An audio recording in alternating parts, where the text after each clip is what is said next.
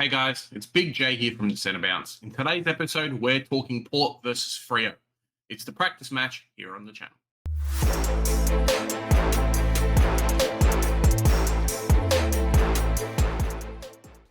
I was really excited to watch this game. Kind of two teams, one the powerhouse in the finals, one trying to push back into the finals. I thought they'd do really well.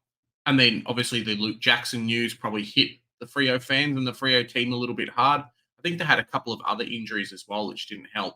But if you've ever played computer games, if you've ever done anything, it really felt like it was a PS5 versus like the PlayStation 2 today. Port Adelaide were just on a whole nother level, and Freo just couldn't compete. And it wasn't even a case of just couldn't compete. It was almost a case of their game plan just didn't work. There were chip kicks along the back line, similar to the preseason game we saw last week. They're just silly things they could, they were just getting the ball locked in the back half as well, which made it so easy for Port Adelaide. Port Adelaide didn't even have to kick straight. They could go in there, get it behind, end up locking that ball in the forward 50 of Fremantle, and then it was cool. Give away a free kick. Maybe they bomb it long, and then you get to halfway and Port put on the pressure again, and then it resulted in a goal, or a free kick against that resulted in a goal. It was a tale of two teams today. And outside of the first quarter, where it was a little bit competitive, Freo just got stomped. I don't think the scoring level and the stats really show as much as what it's actually worth, because I was just disappointed. And it was really hard to gauge this from a super coach perspective. Zach Butters went down early, which kind of made things a bit skewed in the Port Adelaide side. And there were a lot of players across both teams that ended up playing maybe a half a game. I know it was supposed to be the official practice match, that, hey, preparations for the finals and preparations for the season, but I just didn't see it. Extended benches again, similar to what we've had all week. And some players are playing 50, 60% game time. Like, how are we supposed to judge this so much in Supercoach? There are a few rookies that really shone, and some rookies and some mid-prices who I'm like, maybe we have to really think about it. The problem is with this game and the previous game, Geelong versus Essendon, is that this is all we've got. We've got 2 games worth of data and a preseason to work out if we're going to pick these players or not. And I'm a bit worried about Fremantle.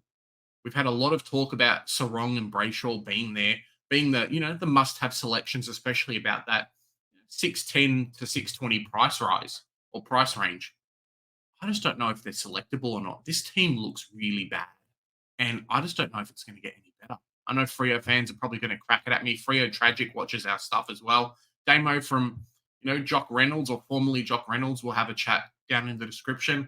But, mate, I just wasn't impressed. Let me know down in the comments what you guys thought. Let's check out the teams and how they went. Cool. So this is the team from today. And obviously Port Adelaide won. I really do feel like Port Adelaide had dominated for the entire game. And the times when Freo got the ball, it was just bomb it long. They rarely ran the ball through the middle. And I don't know if that was necessarily a game plan thing or a pressure thing, or just, hey, they didn't have the players to do it.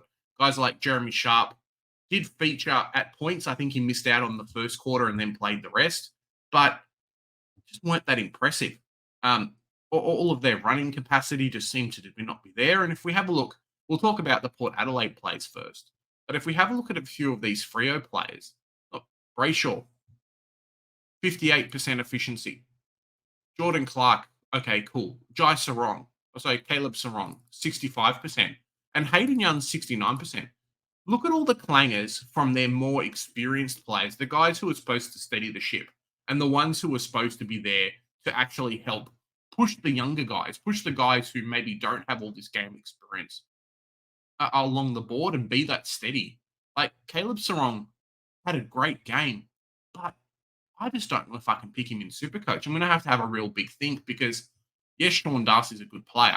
He only played, 40% game time, so I think he left in the end of the second quarter or something happened there, and then Reedy took over. But I just don't know if I can pick contested players from losing teams who, are going to have multiple clangers, or their team in general is going to get punished. There were times when he was just kicking it and the opposition just marked it. And I was like, well, what do you want us to do? They've got nothing there. Moving over to Port Adelaide, we'll start there. Obviously, they were the winners today, 92 to 53. So good on them for getting the win. And Ollie Wines, Now, I'm going to talk about Zach Butters being injured. I think he's going to be okay. It was like a bit of a rolled ankle, and Ken Hinkley came on at half time, and I think they talked with Zach Butters at the end. And it was basically just a, hey, precautionary. We're not going to push him through the game. If it was like the grand final, he probably would have played. So it's not a big deal there. But what it did mean is it really skewed a lot of the scoring for a lot of the other players because you're missing out on someone who probably should be getting, let's say, 80% of the CBAs. Now they're spread out across like 5 or 6 other players. And we see guys like Ollie Wines going massive. Connor Rosie, who had a great game today, was either setting up the ball or just running the ball straight through the middle and passing to some really kind of tight players who are in between a lot of things. Connor Rosie is fantastic, and you can really see when Butters isn't out how the captain, the new captain of Port Adelaide, just kind of shines. Really, really impressive. And it made me think, hey, can we pick him alongside Butters as Supercoach options? I don't know of the heat map. I don't have that information. I've got the CBAs that I'll show you, but I don't have the heat map. And it would be interesting to see if he was going to get, that more mid-time or more forward time like it's been called. Jackson Mead, who scored 112 Supercoach points, is someone who I'm really excited about and was used as a lot of CBAs. Ended up kind of being using the transition position as well. And obviously, we know his scoring's there because last week he didn't score too poorly, and this week, obviously, he was really good. There's been some reports maybe that, hey, when Butters will be in, things will happen. Maybe like a Drew or someone else weren't playing as much mid-time, and that's where his scoring came in. But we have a quick look at the CBAs. That's Fremantle, that's Port Adelaide. We obviously know that Wine scored 76% CBAs, Drew was 72%, Soldo the Ruckman, obviously 64, and then he swapped out with another player halfway through. I think a little bit of Jordan Sweet was in there as well. Horn Francis was there, but Mead, only 28% CBAs and still scored as good as he did in Supercoach this week. So let me know down in the comments, hey, is this guy on your radar? Are you thinking about Jackson Mead? Because there's a lot of space, potentially with Harley Reid maybe not being a must-have selection. I would be happier to go him in my team at the moment than maybe a Harley Reid. Because even if he isn't going to get us a lot of CBAs, it looks like he's going to be in the best 22. They know how good he is. He did really well in the Sandful last year and has been pushing for selection every single week. DPP 200K. Why not? Let me know what you guys think. Moving down the list, I don't think Horn Francis is selectable, but congratulations to him. Did really well. And then Dan Houston, the ever faithful Dan Houston. It's really weird because whenever I see Dan Houston there, he just ducks out of cover. He just does some random things. Today, he wasn't left accountable, which is why he was scoring that 110. He probably could have scored a little bit more, but I think sometimes these more experienced players like to be a bit unselfish and, hey, they know they're dominating, so they don't have to do as well. But I did not really see him get 26 possessions, but obviously on the stat sheet he did. And if he's going to do this all the time, he's a top 6 lock. It just depends. Are you going to pick him now, or are you going to try and upgrade to him later on? Let me know. As I said, Horn Francis was okay. Kane Farrell did really well as well. I don't think he's going to be a Supercoach selection, but bloody fantastic player. Some of the rundown things that he did in the game, watch the highlights. Can't remember which player, maybe it was Fife, or maybe it was a Caleb Sarong or a Brayshaw, but had a fantastic rundown tackle that, turned into a free kick. Really, really good player. And the beautiful thing about Port Adelaide, similar to a GWS, right? You've got that core group of like your Whitfield, Cornelio, all those guys, Toby Green. Port Adelaide have all your Ollie Wines, Rosie, Butters, all these type of players, even Dan Houston. And then you've got all the role players around them. And it's the role players that help the other guys function and help the other guys be able to carry without having to do everything on the field. If they can get up to, A grade or at least B plus status, like Kane Farrell's slowly doing, Port Adelaide's going to be a bit scary. And maybe watch for the premiership. We'll see what happens. Ryan Burton, good player as well. William Drew kind of did William Drew things. Thomas Boak got injured. I don't think he got injured too much, but did have a bit of a short shoulder.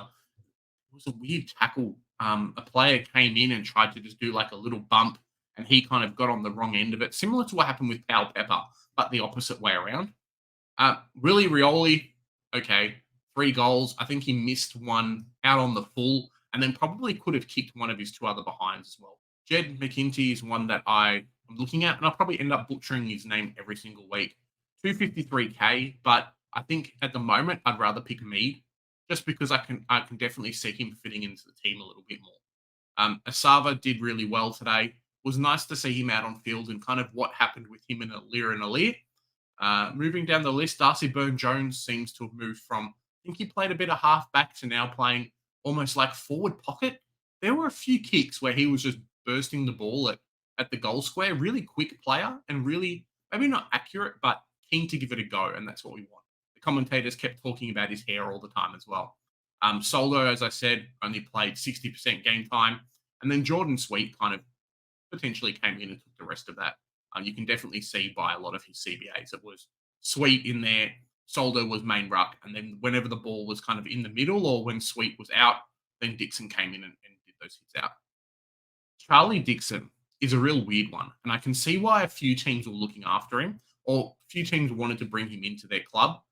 It's similar to a Tex Walker where when you've got someone who's so dominant and so strong, Rio's defenders had to put almost like a 2-on-1 on him, and it allowed everyone else to actually open up and do some really exciting things there. So, similar to what we're talking about with some other players, if he can play like 20 plus games this year, I think last year they were saying that he only played 13 and tapered off a little bit. But if he can play 20 plus, put Adelaide straight into the finals. And during the final series, if he's on, it's going to be a bit scary. Obviously, preseason, but you know what I mean. Moving down the list, there's not anyone else who's really super coach relevant. Obviously, Zach Butters did his ankle there, so yeah, not too bad. Let's quickly check out the Freo CBAs. So Hayden Young is one that we'll talk about first. And it wasn't, I don't know. You guys heard my comments last week with Hayden Young and the positioning that he had, and I didn't think he was so influential. For the first half, at least, of the game, Hayden Young was definitely their best player. He came in and kicked 2 goals. It was fantastic, right? But as the game went on, it was cool. I didn't really see him for a lot of the game. Maybe he was marking someone I've spoken about off air and on air as well, live streams, whatnot, that it feels like he's doing a bit of a defensive midfielder slash halfback role. And I think he even took a couple of kickouts today, which for a guy who I think was supposed to be playing basically all mid, obviously taking kickouts doesn't really work out. So yeah, 80% CBAs from him. We know what we're going to get, but he did have a lot of touches, and I'll talk about his scoring. It was very good, but it did feel like he went missing a little bit. One who also went missing for quite a long time was Nat Fife, who his handball to kick ratio is insane. And 6 clangers, I believe, he gave away, 4 free kicks. He's got a 70 odd. If that didn't happen, he would probably be over 100 today. And for what his effort was, at least what I could see on field outside of probably the first 2 quarters, I don't know if that was warranted as much. Let me know down in the comments what you reckon. Sarong was definitely there with 76, and then Brayshaw kind of got relegated to the wing again, but for parts of the game, and obviously 52% there. So it wasn't that great. Darcy played half the game, and then Reedy came in and played there. You can kind of gauge, and this is something that I'll say as well. You can definitely gauge with a lot of these teams how they treat the preseason is how they think their season's going to go. So we see a Brisbane, we see, an Essendon today. We saw a few other teams earlier on that we've done reports on who they come into it and they treat this as cool. We're preparing for the finals. We're preparing for a really good season. Let's play our best players. Let's pretend it's a real game of the season. Maybe Freo didn't have that mentality today, or it was the injuries that hurt them quite a lot. But for them to rest all these players, cool, it's a preseason game. And the idea that I've got from them is, maybe we'll be okay this year, but maybe not. And I don't know if Freo fans really want to start hearing that. Treacy as well, 12%. And then kind of guys who played, I think, a little bit more CBAs than played a little bit more CBAs last week than what they did this week in Johnson, Amira, and Erasmus. So Luke Ryan, fantastic player. We know what he does. Super bloody efficient. And one of the few players who got a lot of the ball on this Freo team who didn't have any clangers, which I thought was pretty amazing. Obviously, 116 is great. And then big Hayden Young. So 26 touches, 2 goals, 3, which I think is where a lot of his points were coming from, especially earlier on. in the game, 12 contested possessions. We know what we're going to get. If you can tighten up these clangers a little bit, maybe that's what we're looking for. But 7 tackles. I didn't really realize, but he had the most tackles in their Freo team. Almost as, let me just check. He had the most tackles in the game. So maybe he didn't look like he was getting a lot of the ball, as I said, but those tackles definitely come in handy. Caleb Sarong is one who, yeah, just those turnovers there, 65% efficiency. And it just looked like he would get the ball, do his thing, get those marks, and then just didn't like couldn't dispose of the ball a little bit. Maybe that's what I was seeing. And watch the replay again. Let me know. It's a weird game from Freo. Brayshaw is one as well. Who, yes, he did have 6 clangers. I don't know how confident I can pick one of these guys or both of them at 600 plus K during the season when you've got guys like Parrish and a few others and all these Port players who are just doing so well. I don't know if it's Longmuir trying to play with his life, if he's got a bit of the Bevo-itis, but it was just a weird game for me to watch. I know North Melbourne's playing in St Kilda and all these other teams in there as well, and everyone's got their own opinions, right? But yeah, it just didn't look great. Swiskowski did really well. Oh, well enough, kicked a goal there. And then moving down the list, there's not that many guys who I think will be Supercoach relevant. Potentially a Patrick Voss in our forward lines. I know he's going to end up being a bit cheaper.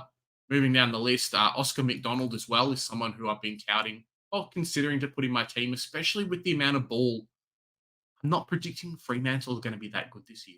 And a lot of people have them for their bottom 6. If that's what happens, all of these defenders might end up getting a lot more of the ball. And that's fantastic for us in Supercoach. Potentially Luke Ryan and Hayden Young taking kickouts. Guys like Oscar McDonald doing really well. And Alex Pearce as well, who I think was made to be a bit more accountable today. And he was basically on Charlie Dixon for most of the game. Sean Darcy as well, like we were saying. Does it say here why he got benched?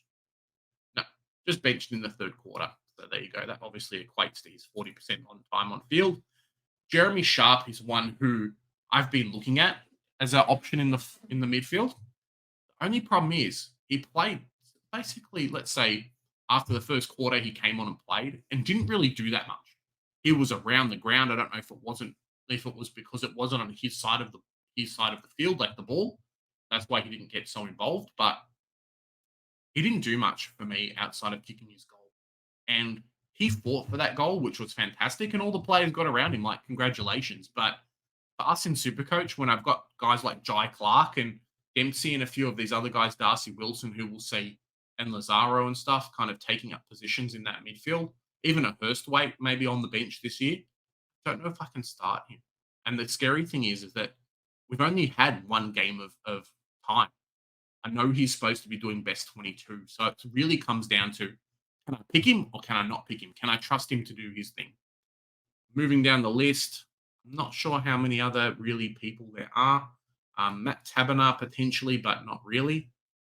One of the guys who I would have really liked to see was Emmett. I know that we talked about him in the preseason a little bit about, how good he was last year and things like that. And he did quite well in the game last week, but he just wasn't playing. I think maybe he got injured right at the end or something happened there. And it's plays like this that, hey, we just don't know. And I don't know if we can start him. Starting the wrong rookies can really set you back. And it can mean that maybe the first 2, 3, 4 weeks, especially with the early buys, depending on the team, you can be doing rookie corrections instead of bringing in the right players or not spending your trades at all. It really hurts sometimes. And it's something that I'm trying to avoid a little bit of. Does that mean I don't pick a Jeremy Sharp? Does that mean I don't pick a Tom Emmett? It's a tricky one. Guys, that was my review of the Port Adelaide versus Freo game. One side was really good. One side I just wasn't impressed with. And it was almost just like, hey, Freo was playing there to kind of just finish off the time. Let me know down in the comments what you guys think. Hey, Big J, stop talking shit. Freo did really well. They had a few injuries, whatever. No Jackson, no forward line. Let me know down in the comments. Is there some plays in there that impressed you from either team and some guys and some changes that you guys might be making in your teams? Remember, guys, we've got our Supercoach League that you guys can join. There's a couple of weeks left of Supercoach before the season starts. Jump on the league. You can win 3 amazing prizes, as well as our tipping competition too, which we might feature a little bit more in this week's live stream. Monday night live streams, 7:30 on the channel every Monday. during the season, during the off season. They've been a blast, and especially over the next couple of weeks, we're doing a little bit more of the rate your team coming up to the season. So hopefully we can see you on there. Guys, remember, here at the Centre Bounce, we do the hard work so you don't have to. Bye for now.